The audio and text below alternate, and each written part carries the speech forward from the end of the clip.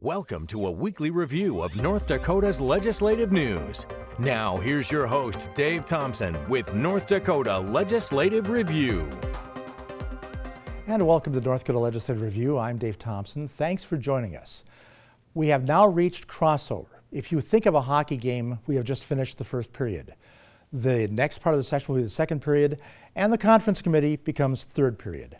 Now, one of the big issues we're going to be following is ethics, because the House and Senate have passed their own ethics bills to deal with, which is now Article 14 of the North Dakota Constitution.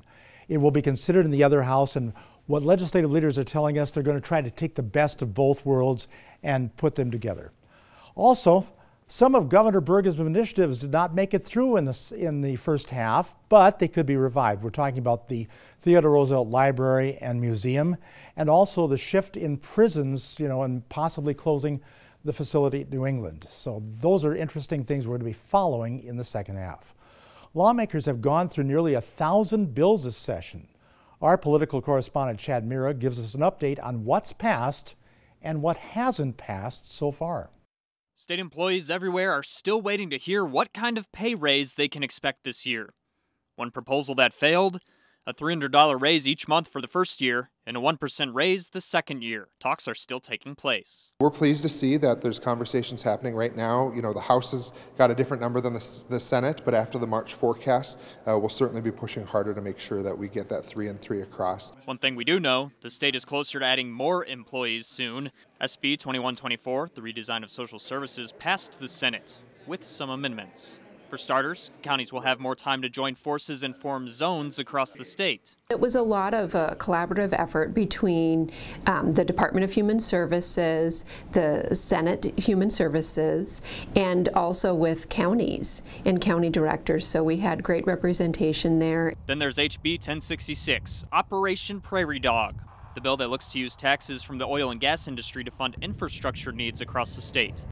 It passed the House, but we're expecting more debate in the Senate. I know there are people that will say, well, I don't know, I think it's going to cause an increase in property taxes. It won't. What it's going to do is take care of special assessments and things of that nature. There were also steps to improve school safety. The House passed a bill to allow a trained school staff member to conceal carry on campus. The Senate passed a bill requiring students to learn more about mental health and suicide. This year, it seems to be a little bit more of a concern for many more people than it has been in the past. I think a lot of the representatives are starting to recognize that we have to provide openness, more opportunities, and not make so many mandates for the local schools. Of course, the ones that have passed so far will still be tested once they cross over. And we are joined now by the chairman of the Senate Finance and Taxation Committee, Senator Dwight Cook of Mandan. Senator, thank you. Thank you, Dave. It's joy to be with all of us. Since we talked about the Prairie Dog bill in that package, what do you think its prospects are in the Senate? Well, I think the prospects are very good in the Senate. I don't hear a lot of opposition to it. There's some concern out there about the amount of dollars that go to small cities, but overall I think it's going to change, maybe not even with any changes to it. And if it doesn't change, then it could be signed and sent to the governor. It could be signed and sent to the governor very soon. What are you hearing from the governor's office in terms of how he looks at the Prairie Dog bill? Well, I expect him to sign it. I don't know. I know he's got some concerns, but we'll leave the governor's opinion up to the governor. All right. One of the more important bills that is coming through this session is that bill to change how taxation is split between the tribes and the state up at 3 affiliated, and you've been a part of that. That's been an ongoing work since we adjourned last session. There's been the Tribal Tax Committee has been formed. We had a lot of discussions in there.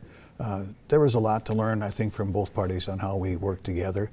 They got a different type of government than we have. They're not used to having to talk with legislators. They like to talk to the governor. And so that has helped, but we finally come to some understanding. I think we're very close to having the compact signed by the tribe and the governor. That'll mirror the language that we have in the bill, and I look forward to passing it on to the House. So why was it so important to get that bill accomplished? If I look at the oil industry, working on the 3 affiliated tribes up there and compare it to a high-powered muscle car, we had an 8-cylinder car running on 4 cylinders. We had to improve that, and so it's like giving it a tune-up. There's a lot of things that was drawing the industry off of the tribal land, and that's where the biggest wells are. There's wells up there that'll produce 10,000 barrels per day, and so we got to get to tap into that. Will this help the oil industry stay in North Dakota? I mean, with all the competing for the Permian Basin and some other shale plays now, we've got the Bakken, which is a little bit more expensive to drill because of what you have to do. Will it keep and will it pique oil industry interest in that area? It's not going to hurt it. It's going to continue to improve it. I think the biggest thing that this offers, though, is the midstream partners out there getting gas plants put in, pipelines put in. That's really going to help bring down the flaring on the tribe. So one of the things that I think was tried to offer was an amendment to take off that top trigger. That top trigger, if it goes to $90, then you go back to an 11.5% tax. Where is that now? I mean, it was taken off the bill. There's an attempt on the floor to put it on, but where is that now? That's off the bill. We'll keep the trigger on there, the high trigger. When you negotiate with another party, what's a good idea one day becomes a bad idea the next day, and that's what happened there. Okay, this also, and I don't mean to keep on this subject, but it's interesting because there are other agreements that are pending in terms of tobacco taxes, liquor taxes, and some other things. Tribes, they're used to a lifestyle where they don't pay taxes. They don't have to pay. The only way they can pay taxes is if the tribe imposes it on them. We as a state cannot. We certainly should remove any barrier from the tribe imposing a tax on the citizens for sales tax, alcohol tax, for no other reason to avoid double taxation. One of the bills that I think your committee is going to take a look at is Senator Hedlund, or Representative Hedlund's bill, which would basically take part of the legacy fund earnings and start reducing the income tax, eventually getting to almost zero, if not zero. Is this something that you're seriously looking at? The Senate has never really had much of an appetite for elimination of income tax. We're in the final session now, or the crossover. Everybody's got an idea of what to do with the legacy fund earnings. We'll start funding our priorities. Whether this makes it to the end, I wouldn't say. Okay. In terms of the legacy fund, there's been a lot of at least back channel talk that legislators should more redefine or more clearly define what the legacy fund is going to be used for. Is this something you're looking at? I think what we got to do is do a better job of defining what the earnings might be used for. And yes, we're talking about that right now, and we will finish, we'll work on that through this last half. And of course, the governor wants to take some of the earnings for Theodore Roosevelt Library and Museum at Medora, and that's $50 million. And that didn't fare too well in the House. Is there more appetite in the Senate, do you think? I don't think there's any more. I don't think there's any less. It's about the same as the House. But what about the potential for the March revenue forecast? Could that change some minds? That could change some minds. I don't know whether it changes any minds on how we spend legacy fund money, though. And the Prairie Dog bill, of course. Prairie Dog bill is big, and that one's going to go a long ways.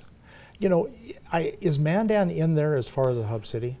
Mandan's in the Prairie Dog bill. Mandan will get money from the Prairie Dog bill. I believe it's $8 million, somewhere around there. So we're talking some pretty good money for cities from that Prairie Dog bill. Yes, we are. And you know, back to the legacy fund, the earnings that we have on that, until we find a solid way of spending these earnings every session, there's always going to be everybody grabbing at it. There are 141 legislators. There was literally 141 ideas, I think, out there. I know, and you've got a $6 billion, perhaps, by the time the forecast comes in, you might have $6 billion in that fund earning interest, and the interest is pretty substantial, but you've got that $6 billion package right there, and you know that's a tempting target for some people. That's a tempting target, and as easy as it has become for out-of-state people to drive an initiated petition in their state, I can see it getting robbed real quick.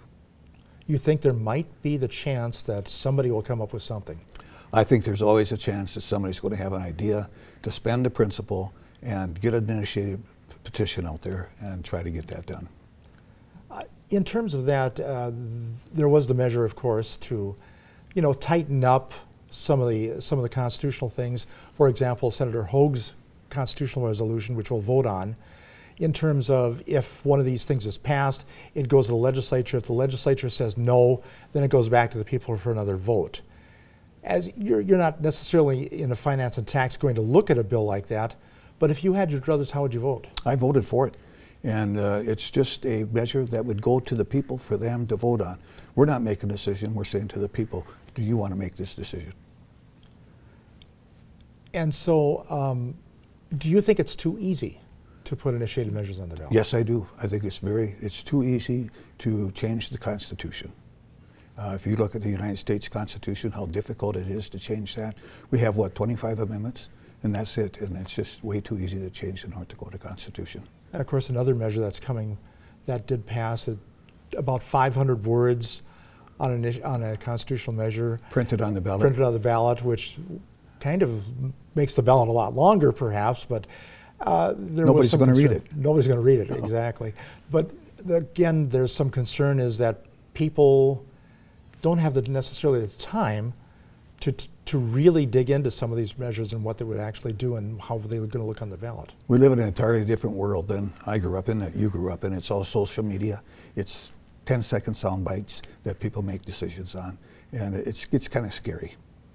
One of the things that might be coming, and we'll go back to the legacy fund and things like that. At one point, there was a plan, perhaps, to use the legacy fund to be a hedge against bonding. But there is a bonding bill out there that we haven't seen for a while. We haven't had to do any bonding in North Dakota for a while, but we've got these bonding for these bills on college campuses, and that's a $150 million bonding bill, I think. I think you're right. It's a $150 million bonding bill.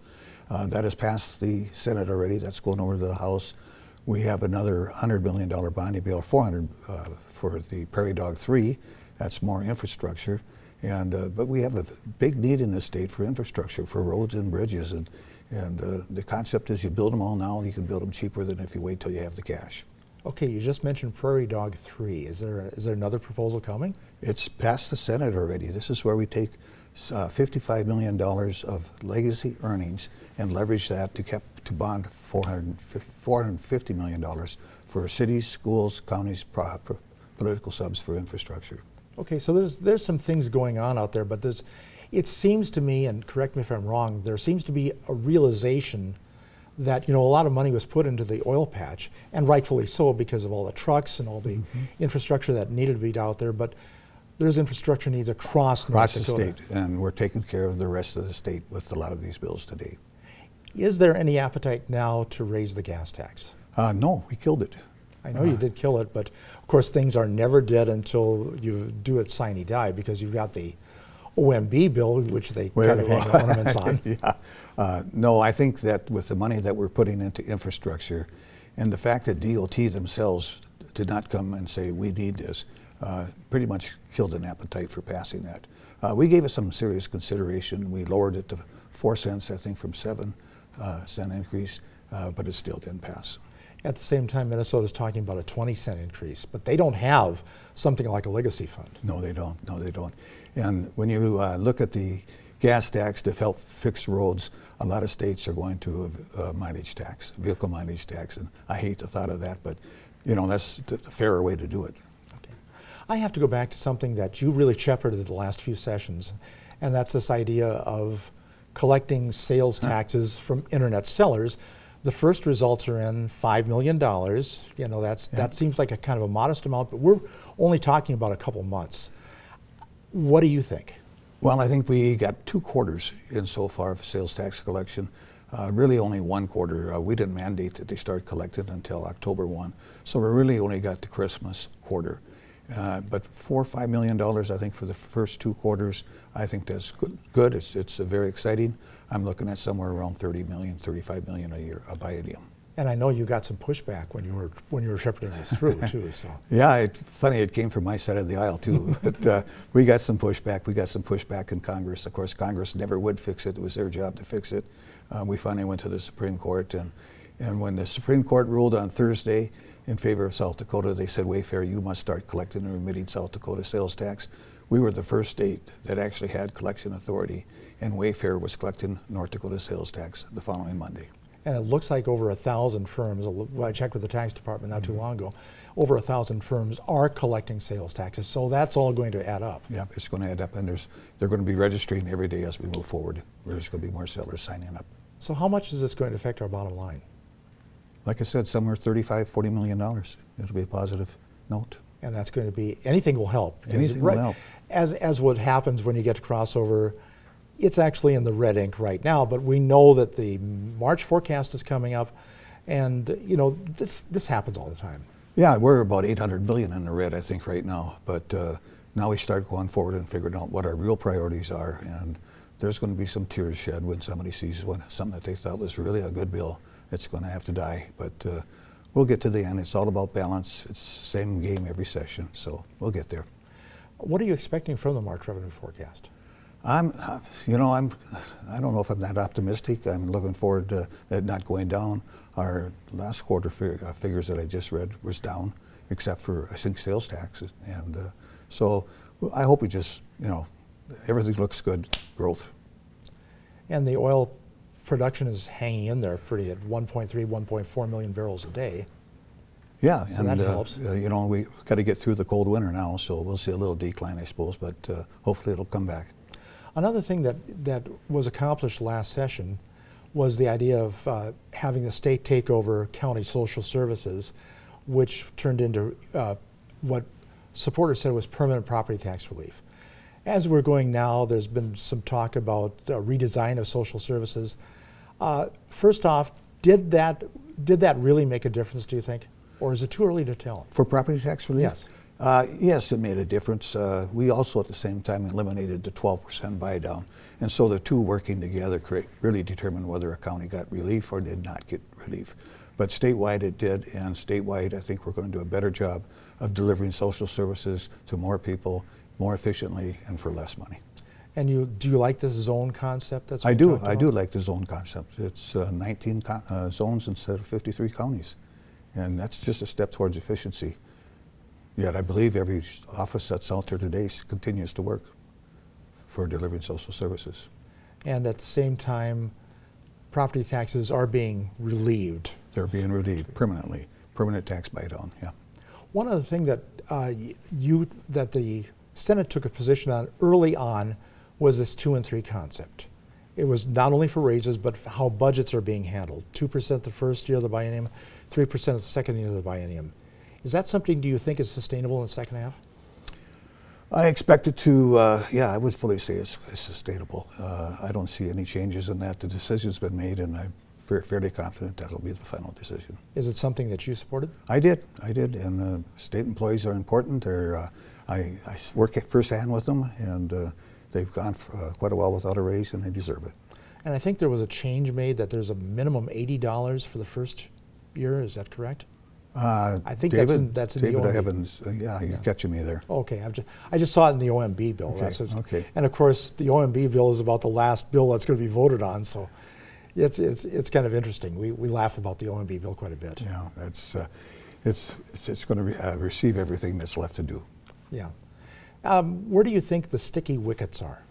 Oh my, the sticky wickets. Probably it's going to come down to dollars and cents. And gun bills, I don't know what the House is sending us over with gun bills, but you never know where the sticky wickets are going to come from. There's always a surprise over the hill. That's right. But of course, you went through a very tough session in 17 where budgets were cut, and they had to be, gone through a couple of rounds of allotments, and now some of the money's being restored, but it's not gangbusters like it was in 13 and 15. To be honest with you, when I started this session, I didn't know if we were broke or if we had all kinds of money. By what you were hearing out there, and by when you listen to some senators and some legislators talk, you think we were broke, and when you listen to somebody else talk, you think we had all kinds of money. But it seems to be settling in. We're moving along just fine. It is interesting, though, because a lot of different opinions about where the state is, but a lot of that, and I keep coming back to the March revenue forecast, I think it takes on an added importance this time, given what we went through 2 years ago. Well, yes, it does, but I'll worry about the March forecast when we get it and see it, and until then we work with the forecast that we have. And so what is your committee, what is your big issue then? Prairie Dog, of course, I suppose. We've got 23 bills coming from House Finance and Tax that they passed over. 11 of them deal with income tax. I'm surprised at all the income tax bills, credits, deductions, elimination. So we're going to spend a lot of time on income tax. I don't know what else. Excuse me, my mouth is dry. Yeah. But it's a typical tax season, and we'll see what it. I think one of the big things that's still pending somewhere is is tax deductions for like retired military. I Yeah. believe that's still out there. Yeah. I'm a firm believer in a broad tax base and low rates. You start making eliminations here. It's funny, the governor came up with that concept of no income tax on retired pensions for military people. I know why. It's to get workers to come to our state, retired military people to move to the state of North Dakota, and we need them. But immediately there was a bill to eliminate tax on Social Security, and then of course there's a bill to eliminate eventually income tax, period. But it's always a Me Too world, so it's going to be a tough issue. We have that coming over, but I do believe in a broad base and low tax rates. And since you talked about the broad base, that is one thing I heard. If you do reduce income taxes to near zero and all of a sudden the oil industry goes away, it is hard to raise taxes again. It's hard to bring it back, yeah. It's people don't like to put a tax increase on.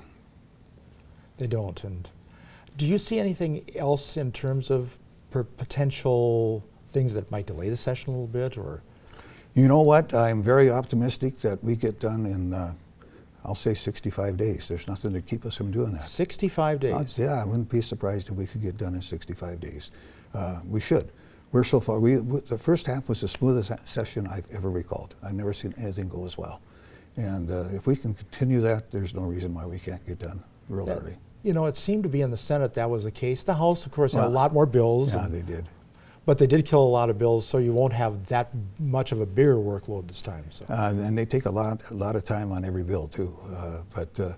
I'd like to think they did some good work, and we'll take care of the rest of the session. In the few seconds we have left, I have to get your opinion. Annual sessions, yay or nay? Nay. Why? I don't think the people want us back there every year. We go home for 2 years, we have certainty. You know exactly what the laws are for 2 years. I wish we could do that with Congress. All right. Senator, thank you very much. You bet. Senator Dwight Cook from Mandan, the chairman of the Senate Finance and Taxation Committee. Now, one item sure to cause debate after crossover revolves around campaign ethics. After voters approved Measure 1 in November, lawmakers must pass ethics reform. The House and Senate passed two different versions. The Senate's version is considered the stricter of the two, and it has strong support from the people who initially drafted Measure Number 1. Because the people passed it, it needs to be really strong, heavy penalties. And on the other hand, we're talking about ethics, we're not talking about crime. So I think the House version is a little softer than the Senate version. I voted for the Senate version, and I will continue to support. We are required by the Constitution to pass legislation, so we're required to pass one of the bills. But part of the concern is reporting every contribution. So we have, one amendment was offered that any national organization report every contributor that contributed to their organization over $200. Well, those national organizations that are targeted in that do not involve themselves in state legislative races, statewide races. They're more involved in congressional races. And our political correspondent, Chad Mira, joins us. You know, we've got a week ahead, but it's going to be a truncated week. They get back on Wednesday. So. Yeah, hard to preview the week ahead when, you know, we got a few days off here, but still a lot to get done in the second half of the session. This is when things are really going to start picking up. Do you see the ethics bill as going to be one of those bills that's going to maybe go through some gyrations yet before we get done? I would assume so. I would have to think so. Both the House and Senate have their own versions of the bill. The House was put together by mainly Republican leadership. The Senate version was put together by mainly Democrats. But it passed unanimously in the Senate, so we should be clear about that. There are some differences. The Senate seems to be a bit stricter, their version, and the people who behind Measure 1 initially, they don't seem too pleased with the House version of this bill. So I think some work still needs to be done before we can say for sure what's going to happen with that. Not to put too fine a point on it, but leadership is talking about maybe taking the best of both and trying to meld them together when they get to the conference committees, perhaps. Yeah, I'd say that's very possible. Still a lot of people want to weigh in. We often see this after crossover, right? Amendments can still come in, things can still be ironed out. It's not necessarily going to be the House version or the Senate version. I know those are the big, like low-hanging fruit issues that are really big out there. What are you looking at? Well, you know, something a lot of people are always watching are the pay raises for state employees. We've started with a proposal that's failed. It was $300 a month the first year, and then I believe it was 2 or 3%, or an average of 1% the second year. That failed. That doesn't mean people aren't going to get their pay raises, but there still needs to be some negotiation on that front. We've heard 2% each year. We've heard 3% each year. So where that's going to fall, we're not sure. And another thing that's interesting, state employees aren't the only ones looking at a raise. The House passed a bill this past week that would give lawmakers a slight raise as well while they're in session. So that's something we'll have to see if it gains traction in the Senate. In briefly, one of the other things that we're watching, of course, the prairie dog bill, it did get through the House. I'm hearing rumors that it might be fast-tracked in the Senate. It got through the House. There's a lot of people spoke up during debate on the floor, but it had a lot of support, pretty strong support. The vote highly in favor of Operation Prairie Dog. And I was talking to Senator Wardner earlier this week, and he thinks there will be some concern about what kind of impact it could have on property taxes. But I think you're right. I think it appears to have a lot of support in the Senate as well. Well, a lot to get done. We are, of course, in the first period of a 3-period hockey game, so we'll see what happens in the second period. Thanks for joining us. I'm Dave Thompson, and this is North Dakota Legislative Review.